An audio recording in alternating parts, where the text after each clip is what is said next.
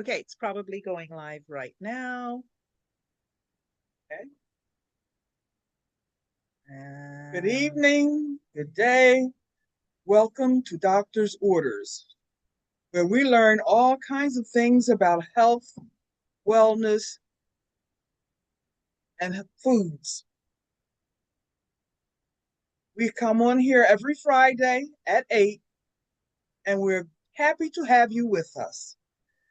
I now give you to Coach Carla Joy. well, thank you so much. Good evening, everyone. Thank you so much, Rev Deb. I really appreciate you being here with us this evening and doing our introduction.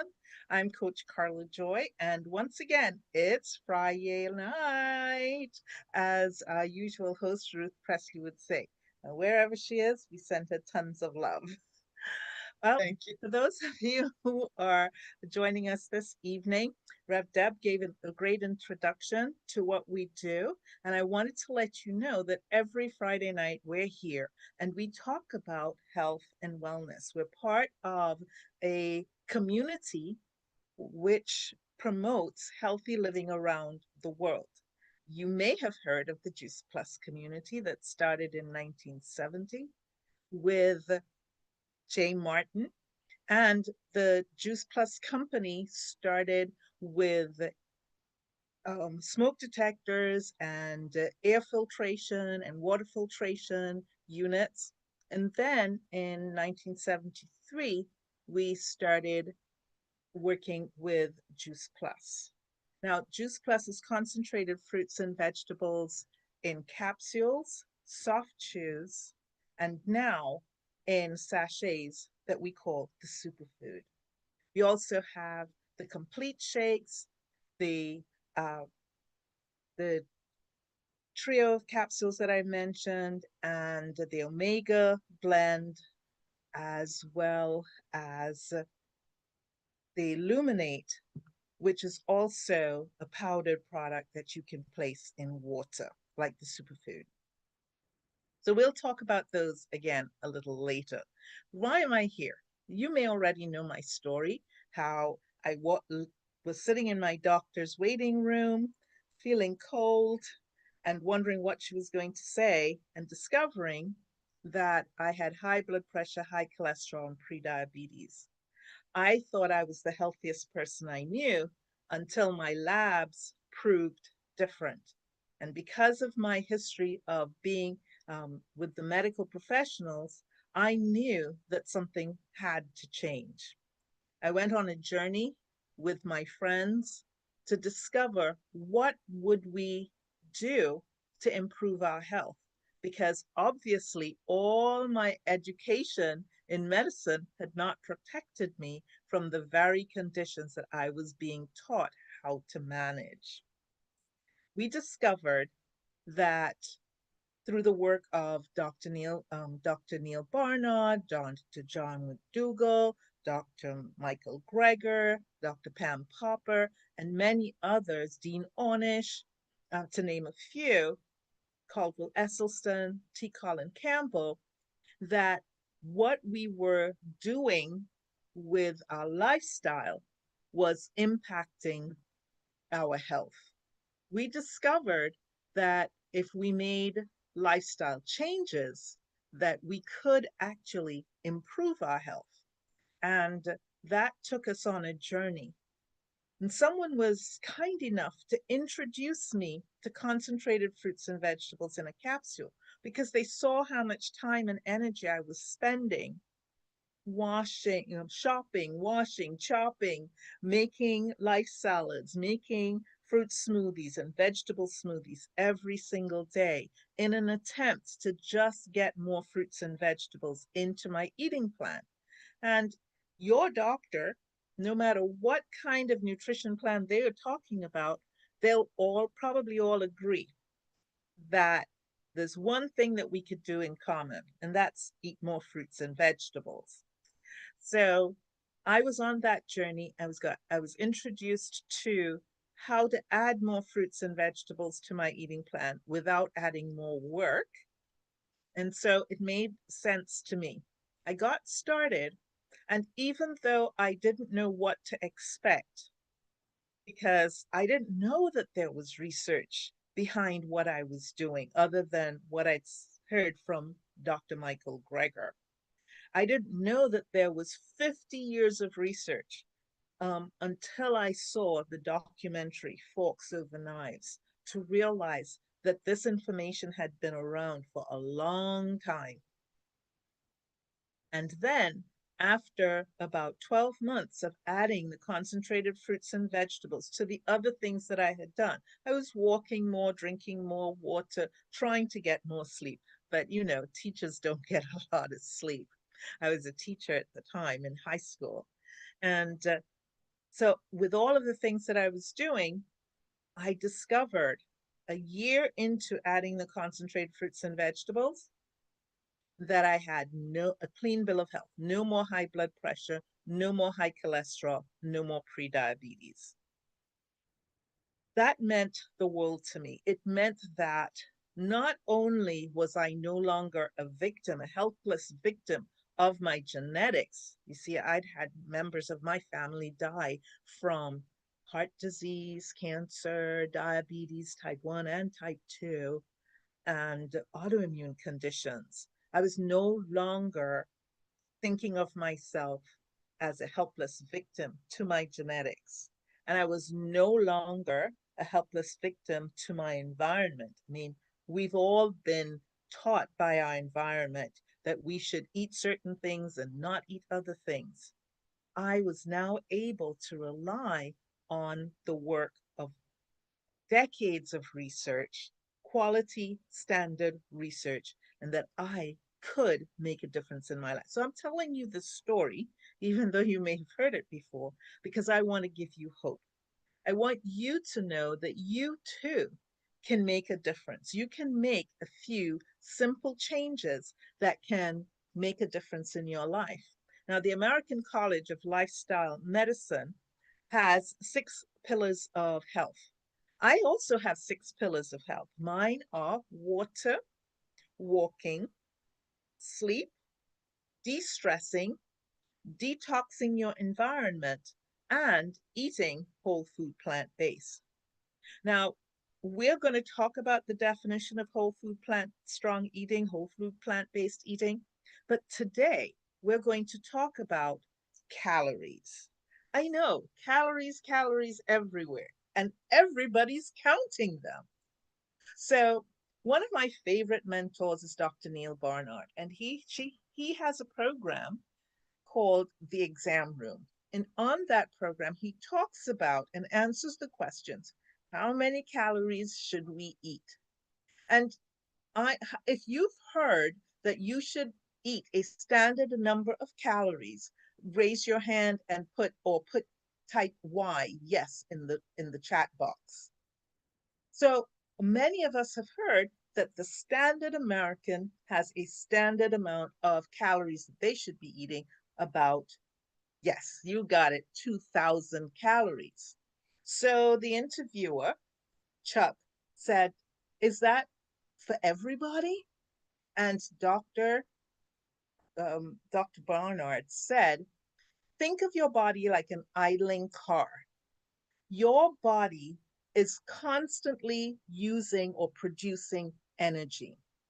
Your body temperature requires that your body is working to maintain that temperature.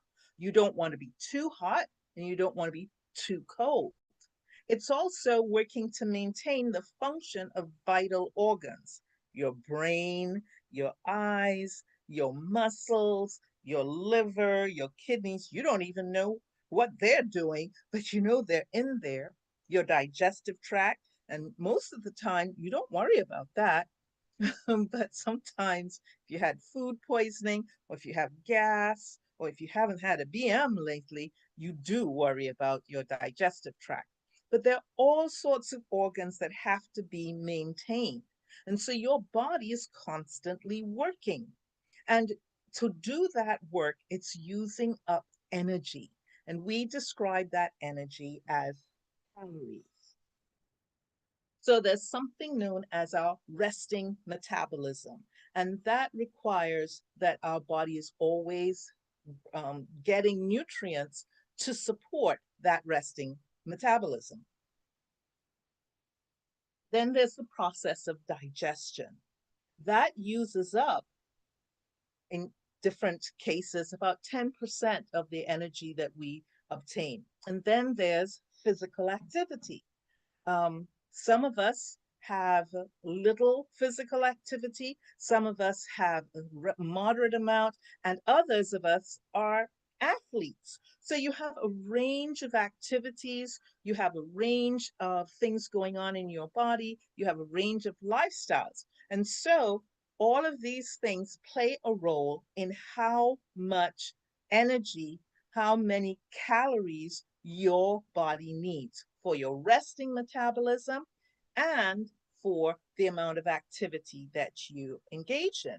And also, the amount of weight that we have, our body weight, can also impact the amount of calories that we need.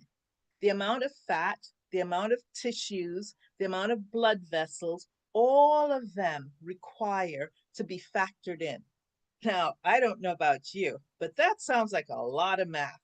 And just like you don't go around saying, how many times did I breathe? Did I breathe enough?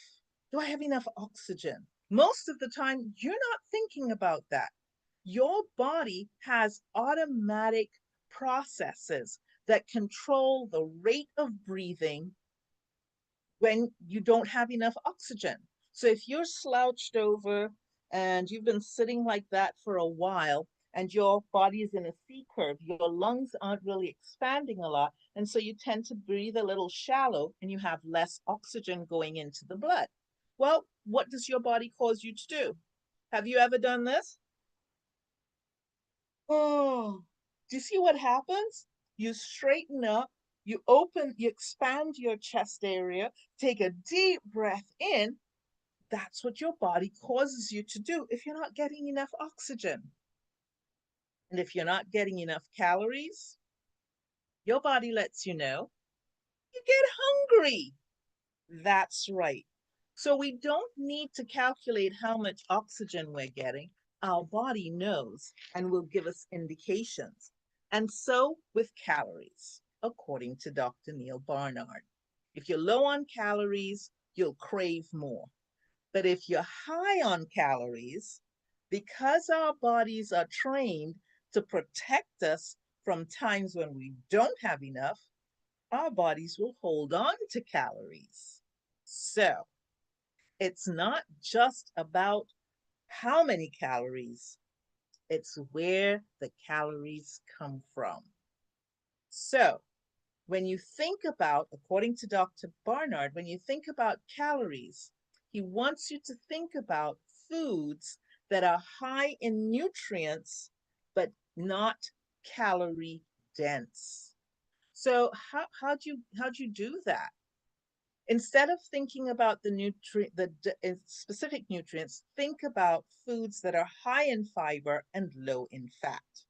Well, is there a specific food that meets these criteria?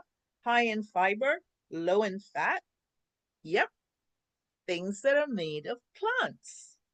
I'm glad you asked. And people who eat foods that are high in fiber and low in fat, they tend to lose weight and feel more satisfied. They did research looking at the weight of people, and they found that if you were to weigh yourself every day at the same time before you eat, and maybe with no clothes on, and over a period of 2 weeks, you charted your weight, if your weight was staying consistent, there might be some fluctuations, daily fluctuations. But if your weight was moderately consistent, then you're getting the amount of calories that maintain that weight.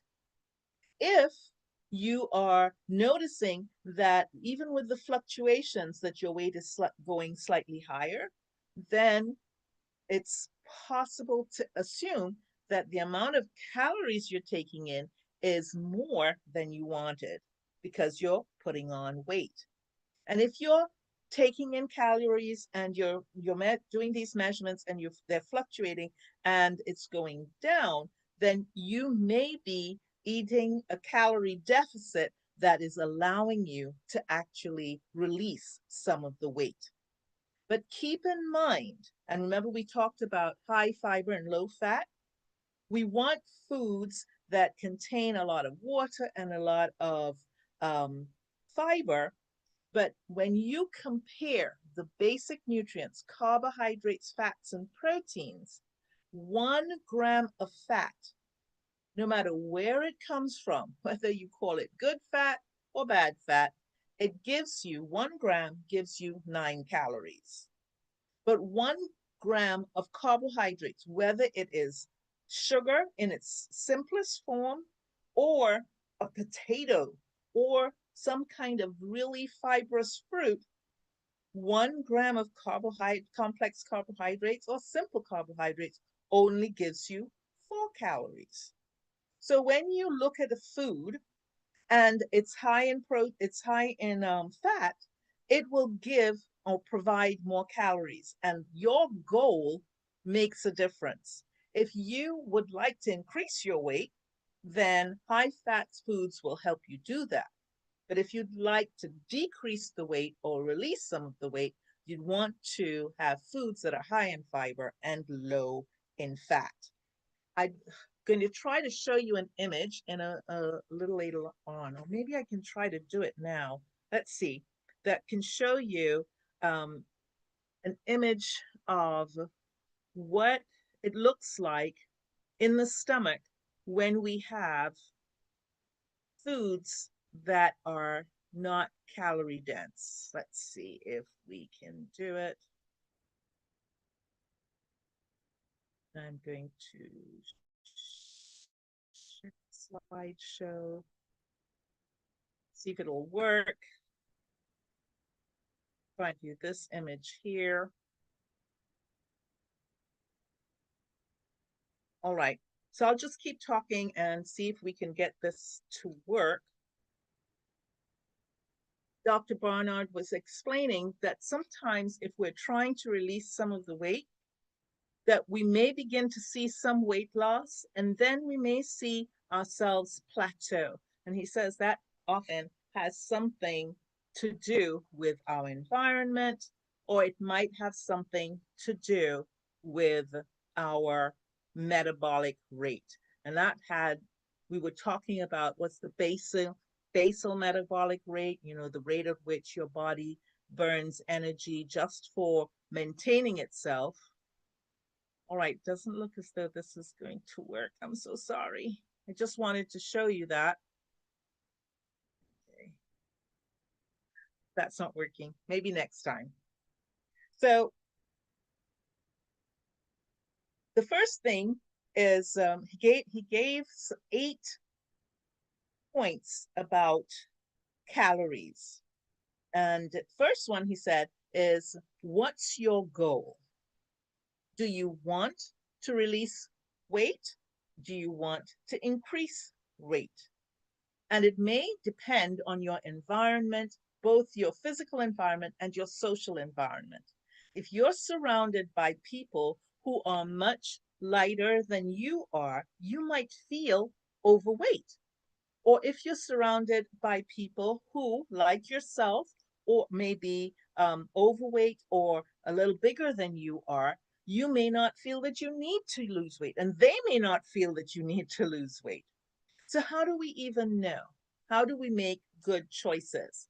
And one of the things that he shared was looking at our BMI. That's not a perfect measure, but it's a generalized scale. And I had some images that I wanted to share, but it's not working today. Maybe next time.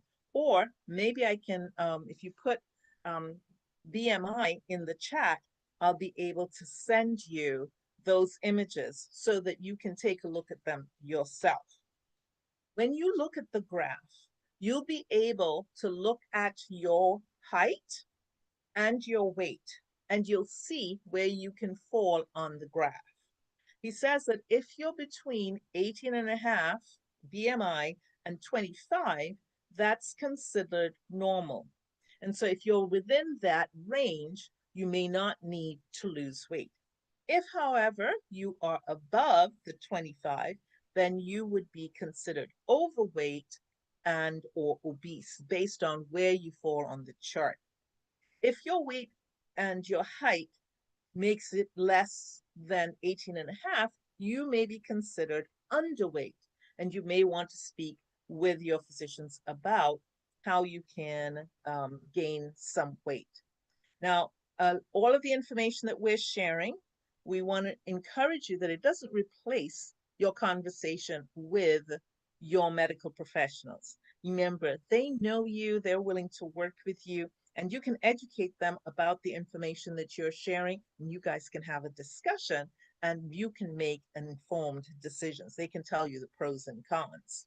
So don't forget to put BMI in the chat, and I will send you the an of an image of a body mass index calculator so that you can see the different ranges and find your height and your weight so that you can find where you are on that. So item number one is know your goal. What's your goal? Do you want to release weight? Do you want to maintain weight? Or do you want to gain weight? The next recommendation was, instead of counting calories, to go totally plant-based. So what does that mean? It means that you will be eating foods that are high in fiber and low in fat. And he recommends that while you are in transition, while you are aiming at achieving your goal weight, that you remove all animal products from your eating plan. Now, don't shoot the messenger. This is his recommendation based on years of research. They found that because things like cheese and salmon, they have animal fat, they have no fiber, and they increase your appetite. So by removing things, dairy products like cheese and yogurt, and animal products like salmon and chicken and beef and other seafood, you would remove one of the sources of high fat that could be contributing to your weight and working against your goal. Item number 3 was to remove all added fats. So that would not only mean cooking oils and salad dressings that have oils, it would also mean removing things like nuts, seeds, and avocados. Again, don't shoot the messenger and think of this. This is what you would need to do to have effective weight management. If you remove these things from your eating plan, then according to the research and according to Dr. Barnard, you will begin to see changes in your weight. And because you'll be making changes in their weight and the amount of fat that you're adding to your eating plan, you will also impact insulin resistance. And he's saying that you can begin to see results within 2 to 5 days. So he's encouraging you to look at your weight. Remember, he was saying, look at your weight for about 2 weeks and also write out everything that you're eating for about 2 to 5 days and see what you're eating and see where you can make some changes. He also talked about there are some meals that sound healthy, but if you're purchasing them instead of making them, there may be hidden fats and other chemicals in the prepared meals that you would not put in them when you make them at home. And how do you know if something is high fat or low fat? He said the rule of thumb was if it's 3 grams of fat or less, you can consider it low fat. So you want to remove anything from your pantry or from your eating habits. You got to start, as Chef Karen says, you got to start looking at those labels, turn it around, not what they say on the front, but turn it around and what they say on the back. She's always telling us about that. And look at the nutrition facts and where it says the number of grams of fat per serving. And so you want to keep it low fat by making sure that it's 3 grams of fat or less. Now, you may have 3 or 4 items in your meal, so that if you make sure that each one is low fat, that will help you keep your total fat burden low. Item number 4 on his list was to eat high fiber, low calorie foods. Well, as we know, animal products contain no fiber, so they aren't even on the list. And high, we're not talking about highly processed things. Somebody told me that Twizzlers were completely plant based. And I'm like, that's not what we're talking about. We want minimally processed actual foods, what that we're eating. He said, why do people have take Wegovy, Ozempic, Trulicity? It's because those drugs slow the rate at which your gut actually empties. And that slowing of the rate at which the gut empties, it keeps you from feeling so hungry. It reduces your hunger. And that's exactly what high fiber foods do.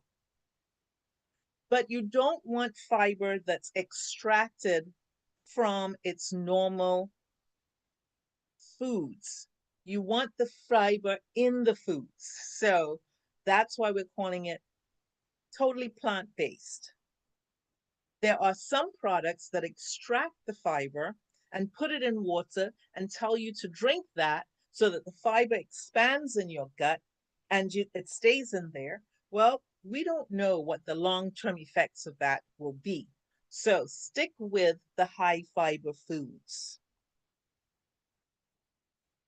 And they did research sharing with having looking at people who ate high fiber foods and low fiber foods, and they found that people who ate high fiber foods, they their metabolism, they got hungry. Those that ate the high fiber foods got hungry after about 4 hours. Those that ate the low fiber foods got hungry after about 3 hours. Number 5 on the list. Now let's do a quick recap. Number 1 was know your goal, know what you want to do in terms of your weight. Number 2, go completely plant based. Number 3, remove all added fats. And number 4 was to eat high fiber, minimally processed foods. And number 5 is the power foods. They actually found research from Harvard. They followed 100,000 people, and they found that there were 1, 2, 3, 4, 5, 6 superfoods. And the number 1 was berries. They have all types of berries and they're all colored, the reds, the blues, those pigments in those berries are very important for our health and for allowing us to release weight.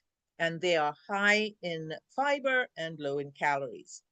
The next superfood was cruciferous vegetables, things like broccoli, kale, cauliflower, Brussels sprouts. Third on his list was the green leafy vegetables, spinach, chard, mustard greens. And he said, even the lettuces, some of them are much maligned, but they have fiber, they have nutrients. So eat them. And then he mentioned melons, like cantaloupes and watermelons. They contain the red pigments are lycopenes, and like the tomatoes, and the red ones like beta carotenes.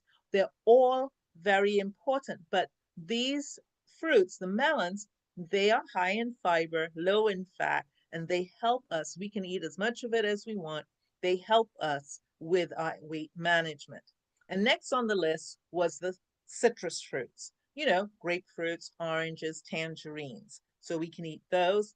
And then finally, the beans, the legumes, the peas, the lentils, the soybeans, the chickpeas. All of these have three um, great characteristics. They ramp up our metabolism, which we need, and they reduce our appetite. They keep us full. The sixth point that he wanted to make is that addictions are real. You are not broken. Millions of dollars are being spent every day and have been spent for decades trying to figure out how they could develop hyper palatable foods. You know the jingle, bet you can't eat just one. You know why they say that? They've researched what does it take to keep us coming back for more. So he gave us a little history lesson. He said you couldn't get addicted to alcohol until we learned how to ferment fruit, including grapes. You couldn't get addicted to cheese until they learned how to make the cows stand still long enough so that they could milk them, and then they could ferment the cheese, the milk, so that it would produce curds and whey so that they could make milk. And then sugar. You know, I grew up where we'd have a sugar cane growing in our yard, but you had to work so hard to get that sugar. You had to either use your teeth, which that was dangerous. You had to get an adult to cut up the sugar cane and to peel off the heavy bark and then cut it up into smaller pieces so that you could bite on it and suck on it and chew it and chew it and chew it so that you could get the sweetness of the sugar cane. Now we don't do that. It goes into a mill, it's crushed, crushed, crushed, and then it is treated with chemicals. And that comes out at the other end white sugar, brown sugar, whatever type of sugar.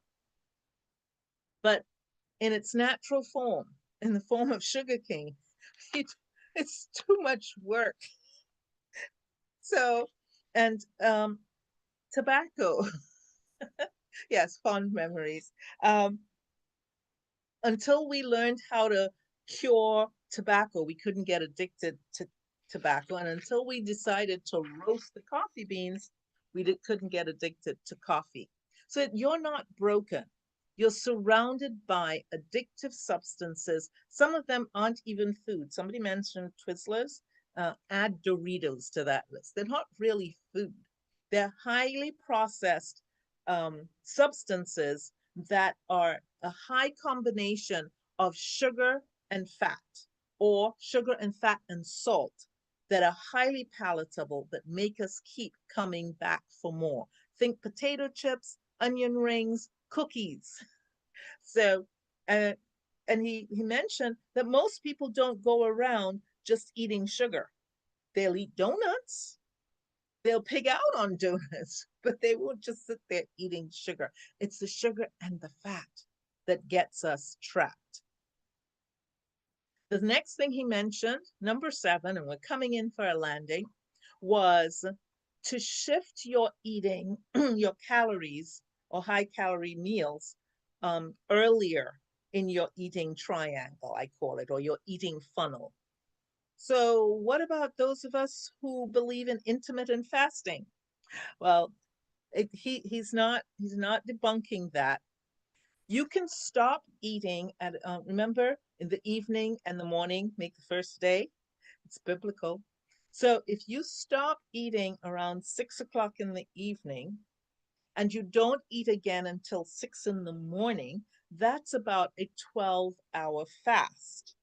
And his recommendation is that you have a heavier meal first, a lighter meal, and then your lightest meal before you stop eating. If your eating window is you stop eating at 6, for as an example, and you don't start eating until 8 a.m., that would give you a 14-hour of fasting.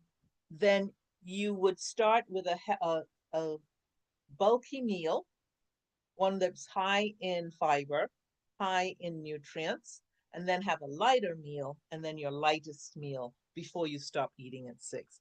And even if you want to have a 16-hour window, then you would stop eating at about 6, as an example, and you wouldn't eat again until about 10 o'clock the following morning. So his recommendation is that you have heavier meals first and lighter meals as you continue. He also said that our taste buds can change in a matter of 2 to 3 days. And finally, exercise. Now, exercise is much maligned because some people were exercising really hard. They were buying all types of equipment. And number one, many people didn't stick with the exercise. I don't know how many people have a treadmill that has become a clothes horse. It actually holds up their laundry more than it holds them up as they're walking. But not only that, that we've spent thousands of dollars on exercise, on memberships, and a lot of people haven't had the effect that they wanted. He mentioned that exercise can have a role. It may have been disappointing for a lot of people, but you need consistency, diligence, and you may have to ramp up your intensity just a little bit and keep moving it up.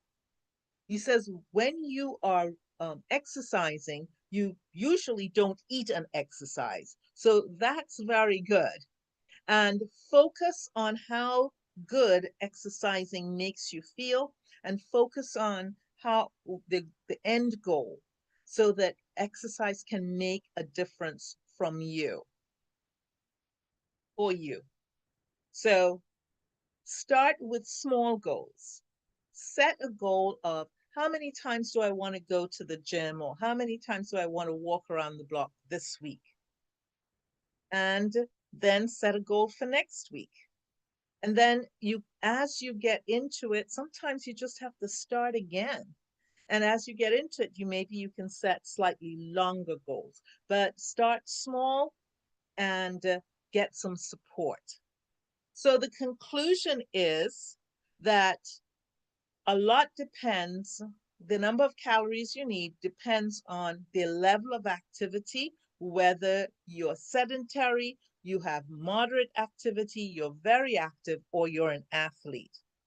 It depends on your current size, your current BMI, whether you're 18 to 25 and you're in that range or outside of that range, and what is your goal? And what are your health goals?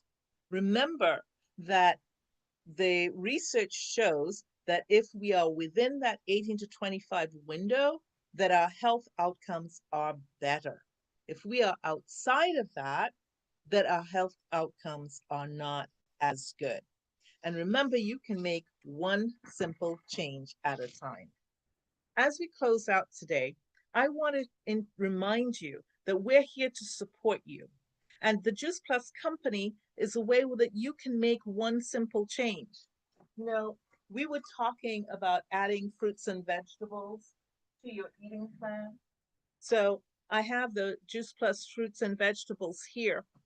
We have the capsules, we have chewables, and we now have, we have the chewables, but we now have the Juice Plus in superfood.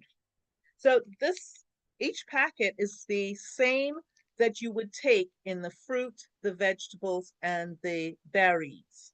2 of the fruit, 2 of the vegetables, and 2 of the berries. So all the research that we have for the fruits and vegetables and berries applies to the superfood. And we also have the luminate. It is really important that we realize that we need some support. But many of the drinks that are the commercial drinks, they contain chemicals that are harmful, that have not been well studied, and that they cause problems. But here we have some natural compounds that can work for you to help you stay focused, calm, and alert.